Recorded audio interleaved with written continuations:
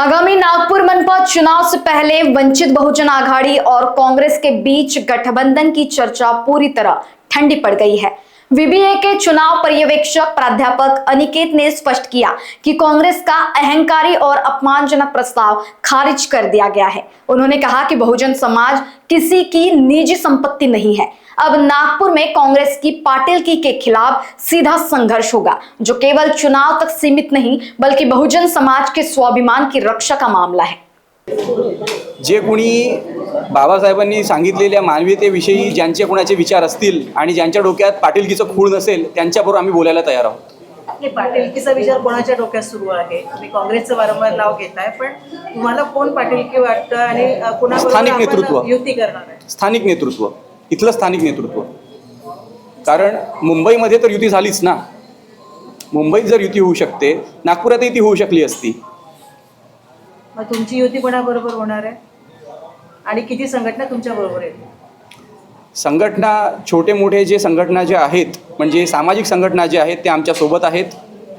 बऱ्याचशा सामाजिक संघटना आमच्या सोबत आहेत, ते आमच्या सोबत इलेक्शनमध्ये आमचं कॅनव्हॅसिंग करणार आहेत, कॅम्पेनिंग करणार आहेत। या व्यतिरिक्त पॉलिटिकल संघटना आता कुठल्या येतील त्या आम्ही बघू।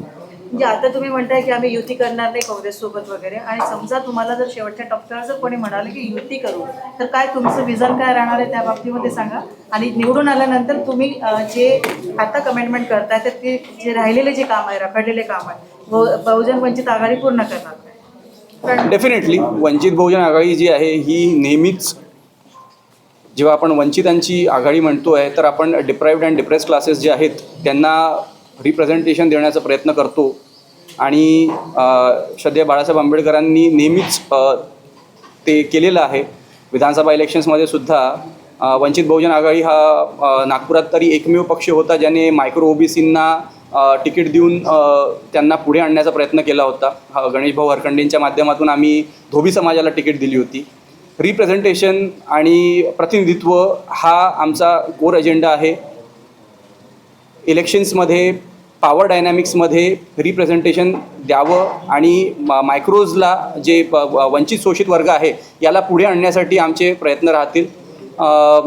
नागपूर शहरातल्या ज्या कुठल्या समस्या आहेत ज्याच्याविषयी आम्ही आता आमच्या प्रचार जेव्हा सुरू होईल, प्रचार जेव्हा सुरू होईल, तर त्याच्यामध्ये त्या माध्यमातून आम्ही यूज तुमच्या सगळ्यांच्या समोर की आम्हाला काय वाटतं, काय आमचा अजेंडा आहे।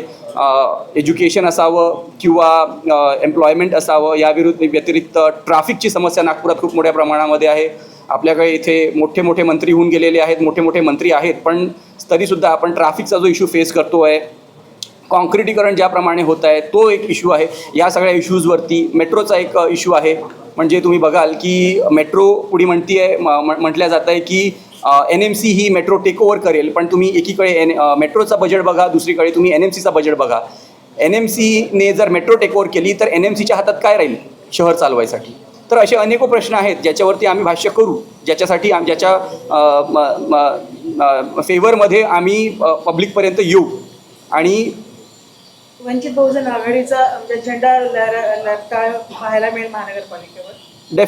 डेफिनेटली यावेळी जसं नगर परिषदगर आणि नगरपंचायतीमध्ये तुम्हाला बघायला मिळालं नागपुरामध्ये आणि इतरत्र महाराष्ट्रात सुद्धा, तसंच महानगरपालिका इलेक्शन्समध्ये सुद्धा तुम्हाला आज नागपूर महानगरपालिका इलेक्शन्सच्या नंतर तुम्हाला वंचितचा झेंडा हा आणि वंचितचा गुलाल हा तुम्हाला दिसेल, पाहायला मिळेल। आपला परिचय घे। मी प्राध्यापक अनिकेत मोहन, निवडणूक निरीक्षक, वंचित बहुजन आघाडी। लोकवाहिनी मीडिया के लिए अविनाश तोतड़े, नागपुर।